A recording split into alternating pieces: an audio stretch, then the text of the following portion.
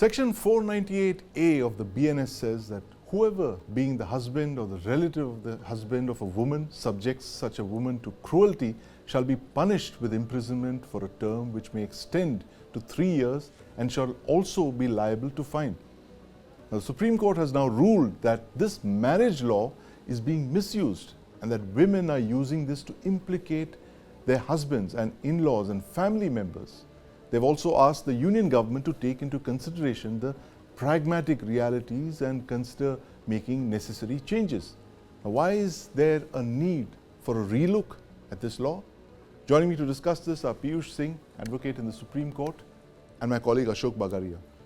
Ashok, I want to start by asking you this. Section 498A, we've been hearing of the misuse of this law for decades now, ever since it came into force in 1983. How significant was Supreme Court's verdict recently on this? Well, firstly, you have to understand that this is not for the first time that the Supreme Court has raised its concern over the misuse of Section 498A. Right. Now, in 2014, there was a very important judgment in the Arnesh Kumar case, Arnesh Kumar versus State of Bihar, where the Supreme Court made a very pertinent observation, saying that as far as this provision of law is concerned, it holds a position of dubious pride. And this law is being used as a weapon and not as a shield by married women. And this is not the only time that the Supreme Court and the various high courts have spoken about this law. There have been various petitions which have come in. The courts have been asked to lay down guidelines to protect people who are roped in by filing FIRs, by unscrupulous wives, and roping in not just the husband, but the relatives, which include her father-in-law, mother-in-law, sister-in-law, brother-in-law, and every conceivable relative who gets a criminal case lodged against them. Now, if you look at the legislative history, now since 1983, this particular law was enacted. It's been 4 decades now. And in the last 4 decades, the society has changed. But when in 1983, it was brought in with a very laudable objective. Absolutely. There was that particular wave of dowry killings. Dowry deaths all around happening. And the government, the parliament thought that it is high time that more stringent provision, there was already the Dowry Prohibition Act 1961 which was in place. But the government of India in its wisdom thought that we need to bring in a more stringent provision of law which will act as a deterrence, and not just act as a deterrence but will provide some relief to these married women who are subjected to cruelty, beating, harassment, violence. Very laudable objectives of that 498A, Ashok. But I want to ask Piyush this. Piyush, you know, the fact that, as Ashok mentioned, that this law has been weaponized in the last couple of years by certain, a small section of society, especially women against husbands. And you know, I was reading out this MHA circular where it says that even when there's a divorce proceeding, this case under Section 498A continues to persist because of the offence being non-compoundable, and it literally stalks the accused throughout their lives. I mean, how do you prevent the non-weaponization of such a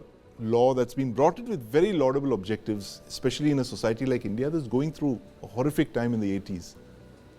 Right. So, Sandeep, let me just point out one thing, that there is not a single law which cannot be, I would say, misutilized. Absolutely. Or which can be used for the purpose other than what for it was incorporated for.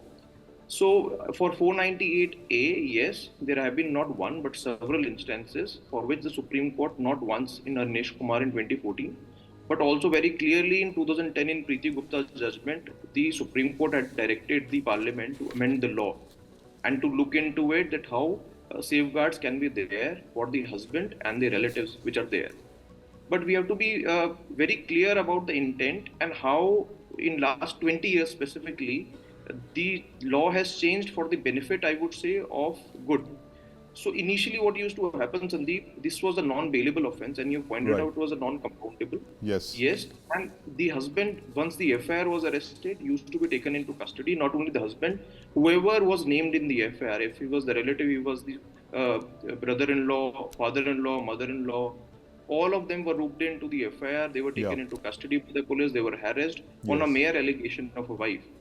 So, as Ashok has pointed out, after the Anish Kumar judgment, which was a clear guidelines created by the Supreme Court in 2014, I think there are already enough protections in the law right now.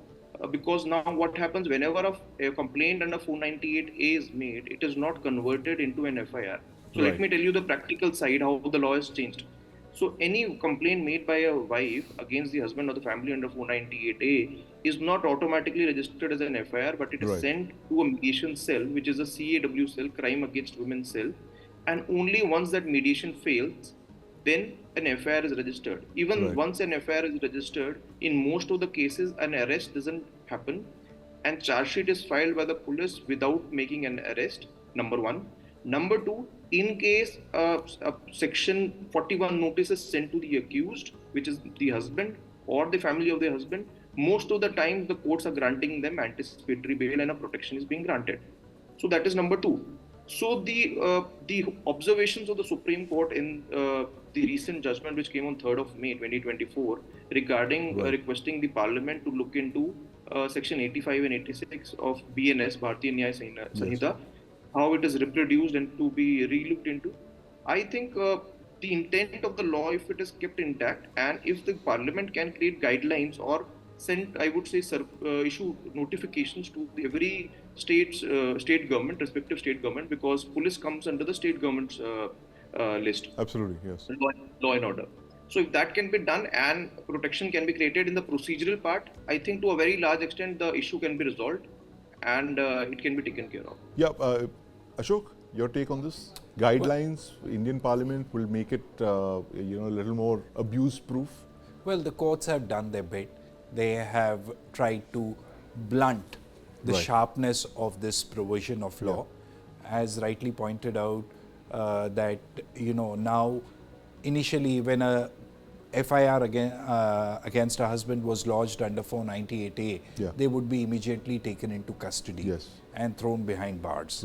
But now what the Supreme Court has done is that, keeping in mind the circumstances, the society has changed in the last 4 decades, keeping those ground realities in mind, it has tried to blunt the sharpness of this provision by introducing certain safeguards, saying, number one, you will not immediately register an FIR. Number two, you will give an chance the particular case will not be investigated by an officer below the rank of Deputy Superintendent of Police. Thirdly, that in case their prima facie offence is not made out, you will try to go in for mediation, try to get both the husband and wife to come at a common platform, try to resolve the issues. But all said and done, it is right to say that, every provision of law is suspect to abuse. It can be abused. And no provision of law, just because it's being abused, can be struck down by the courts as being illegal or unconstitutional. Thank you very much for joining us this evening, gentlemen. Piyush, my colleague Ashok Bagaria, to talk on the abuse of this marriage law, Section 498A.